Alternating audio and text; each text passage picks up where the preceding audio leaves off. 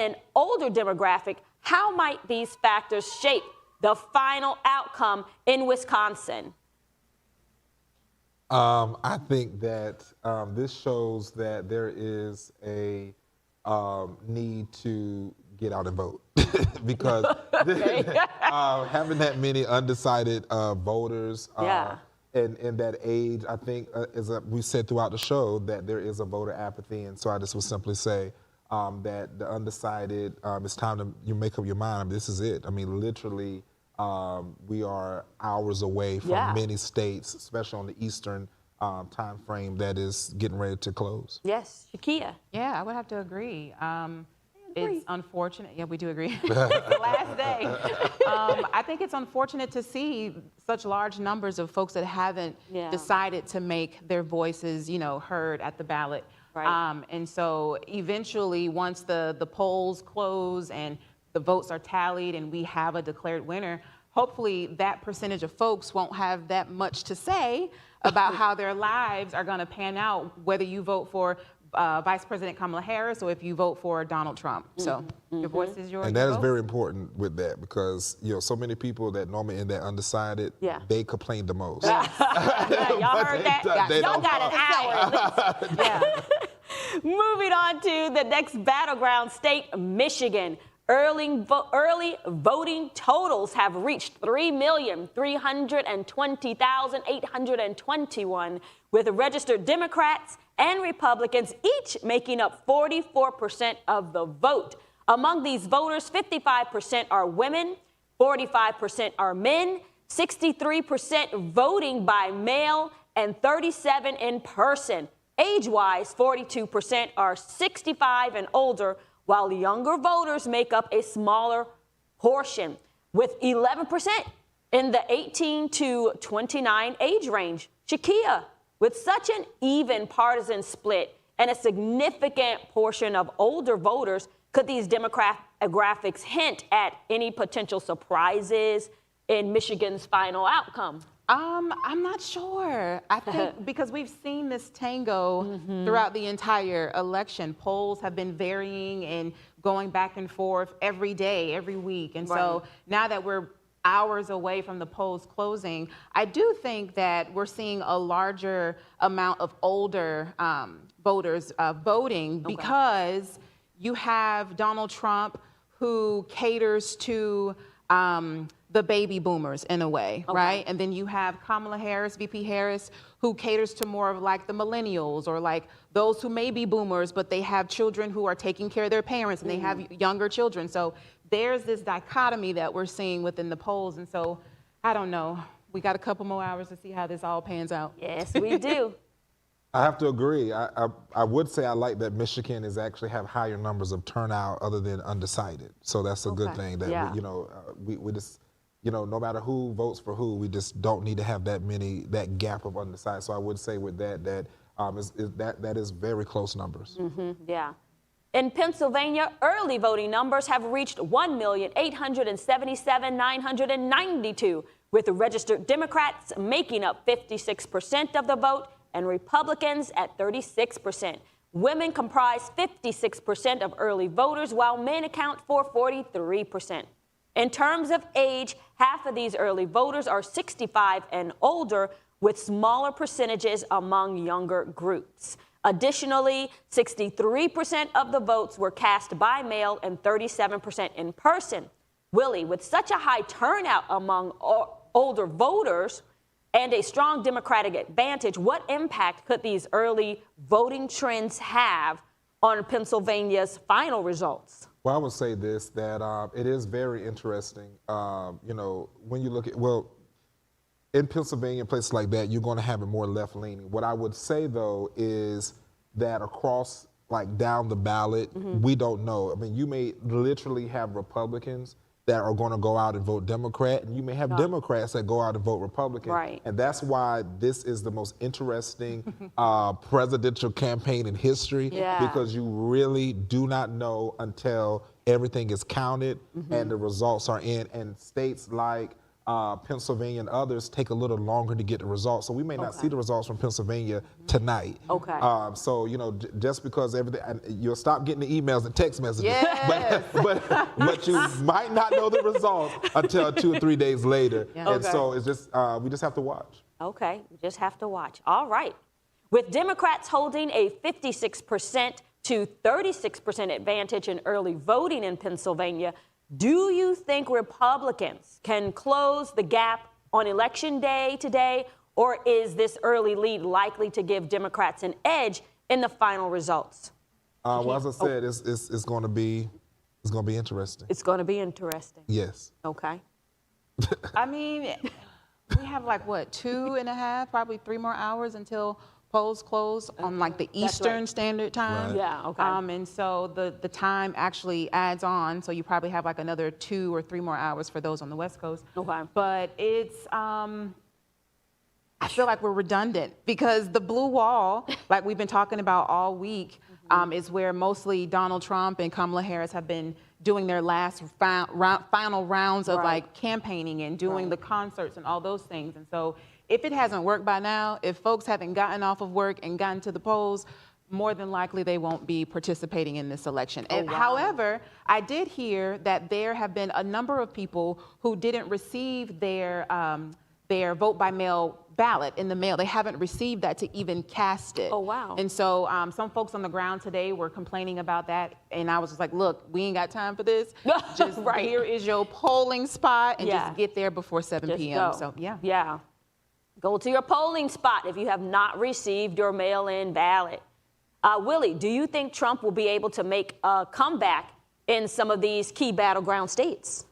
I think some of them will, but again, I mean, they are battleground states, and we have this. It is a battle. It's a battle. And to Shakir's point, I've also heard that there are a lot of people who, for whatever reason, there's a lot going on in the mail system. We've seen a lot with the mail system actually since the pandemic, and it has not changed. So we saw a lot of just delays, and a lot of people have been coming back and literally up right until it was time for early voting, did not receive their ballots that they asked for. Yeah. And so I would say that we, as Shakir said, we don't have time. Like Right. you literally just need to go to the vote, the poll. If you don't have your ballot, you can always exchange it. There's all kind of laws that allows you to vote, even if you have it in your hand. And if you don't have it, take your ID, whatever you need to do, and just go out and vote. But I think there's some key states that he'll be able to win back, or it'll be very tight, as I said. And I think those will be the states where we won't know the actual number. I think it's going to be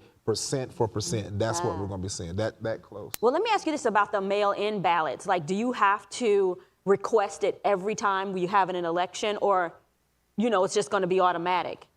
Before, it used to be automatic, and I Okay. think because it was so many complaints about, I heard people that requested before. I didn't request it. That was just that time. And so then they made it, for you to go back and request it, which either way you want it. I mean, most of the time, if you're a mail-in ballot person, you normally are a mail-in ballot person, period. And some people who are older does that because they, one, want to have time to research. Right. And two, they're not able to physically go. So it allows for them to be able to vote and be able to turn it in a reasonable time. But even with that, because they've been so delayed, that if you turn in within that 9-day window, you are also risking your vote not being counted. wow, really? Because the mail is delayed. So we've heard people, I was at a forum where people was like, hey guys, if you at that 9-10 day mark, if you haven't turned in your mail-in ballot, you might want to get a family member to take you and turn in your ballot, because you don't want to miss that opportunity. Right, I right. do want to add we probably don't have enough add it quickly, time. please. Just really quickly. So I think in 2020, when COVID was around, a lot of folks, we had to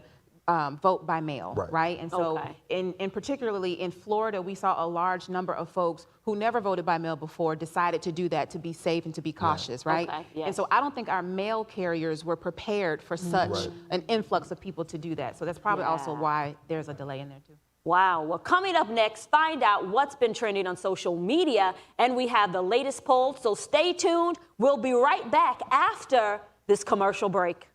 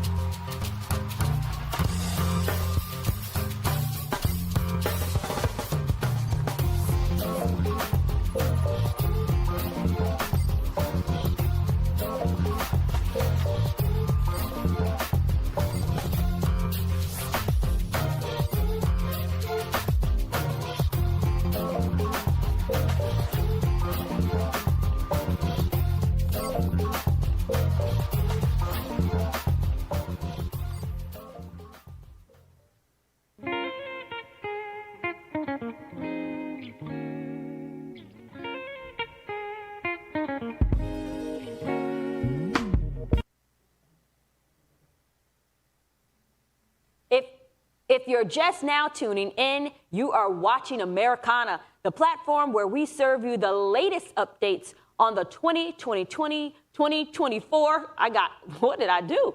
For 2024 presidential election. I'm your moderator, Raquel Herring, joined by our Democratic host, Shakir Moore, and our Republican host, Willie Montague. Well, we're going to talk about now what's been trending on social media because a lot has been going on. Let's take a look at the most recent updates.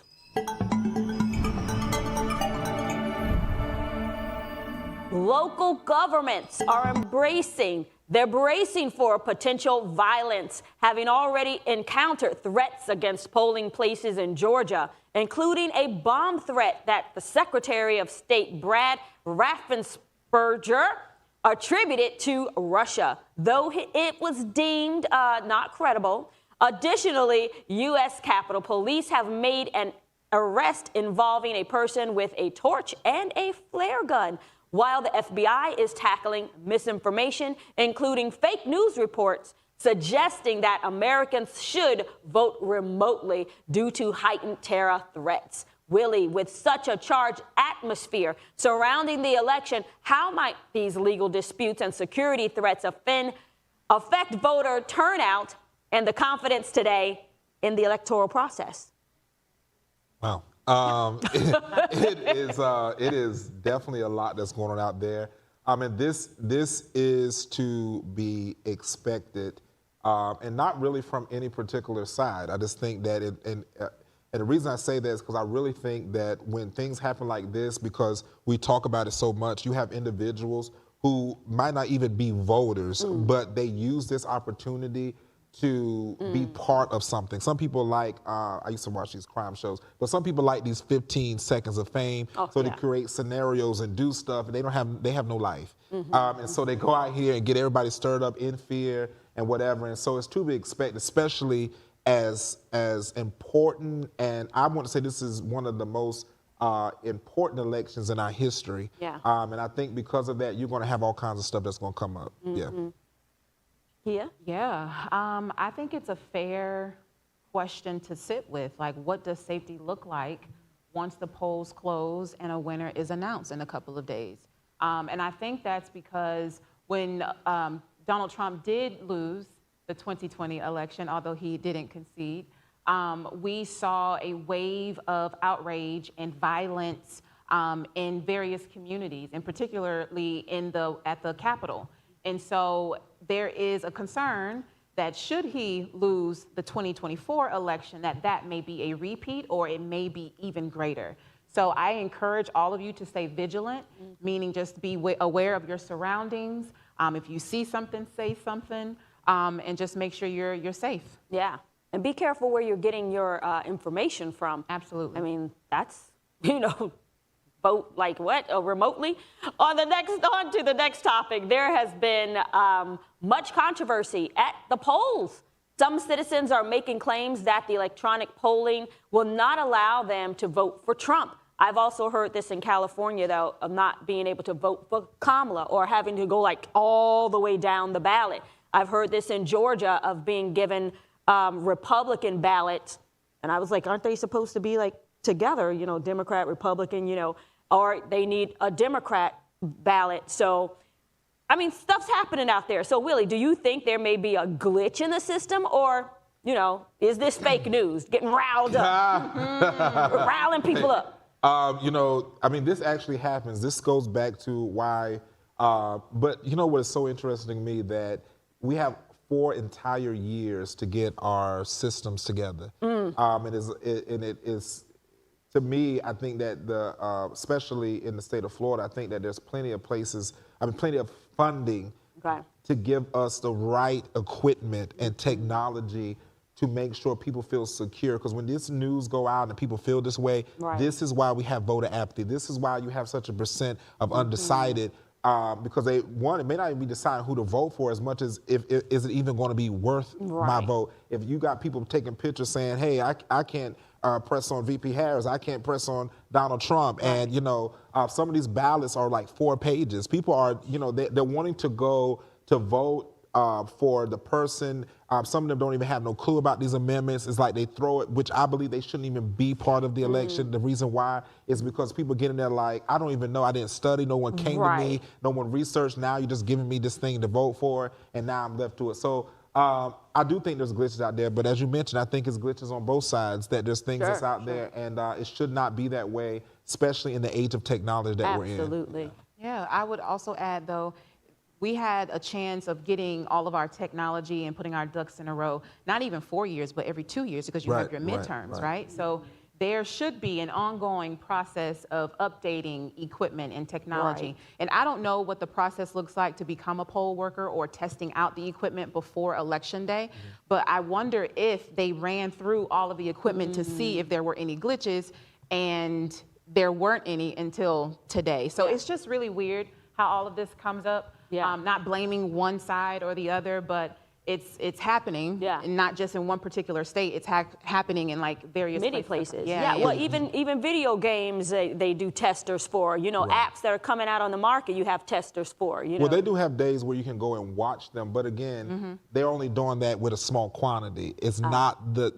general populace. They're not running literally the population in the ballots. And I think that's what it is. Like some of these machines, they're machines. And that goes back to I do believe that we have the technology, and I think we need to just you know, we have the dollars, tax dollars that should be spent to securing this, especially in times like these, or, you know, like people advocated. I mean, because if we go back to paper ballots, that's going to take even longer. That's why we have the technology we have. So a lot of people are advocating for one-day voting, paper ballot, and that's going to be, you're talking about having election results 3 weeks later. But you talk about having tax dollars to fund certain things like this, but I think in some cases, the SOE, meaning the Supervisor of Elections Office, don't always have the allocated funds to make sure that people know about certain amendments or certain resources when it comes to voting. So that's when you have like other grassroots organizations that'll come in and teach you, or you have the League of Women Voters that'll come in and they are nonpartisan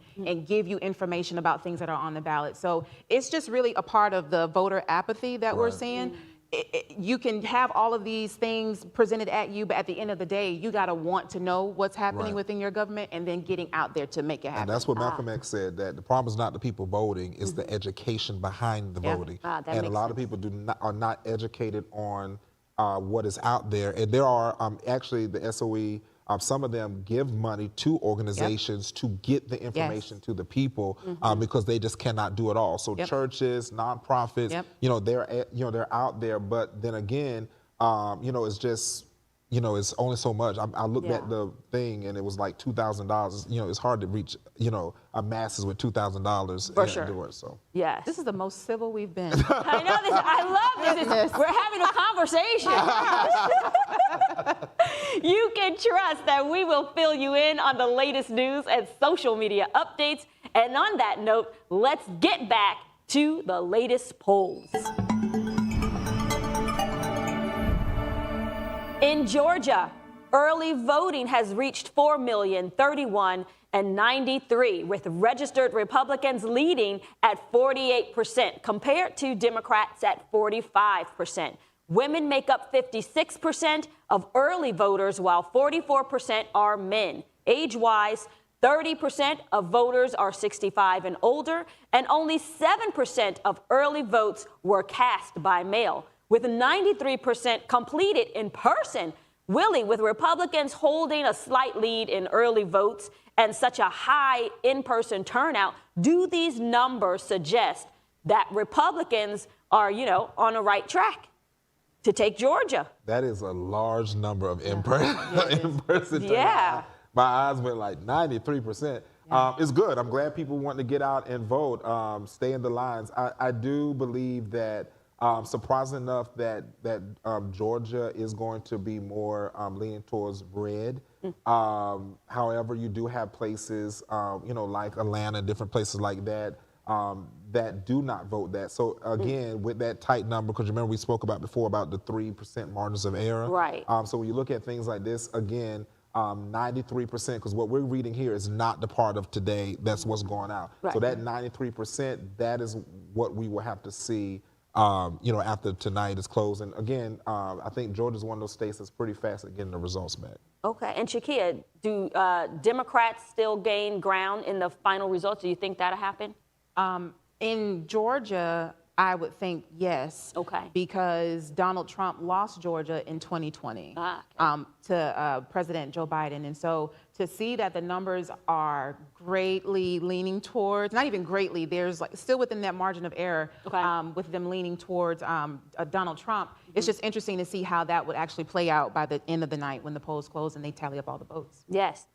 In North Carolina, early voting has reached 4,748,038, with Democrats and Republicans each making up 33% of early voters. Women account for 55% of voters, and men account for 44%. In terms of age, 33% of early voters are 60 and older, while the younger people, age groups, are more evenly distributed. Additionally, 64% of votes were cast in person and only 6% by mail. So, Shakia, I'm going to ask you this question in just a moment here. Okay,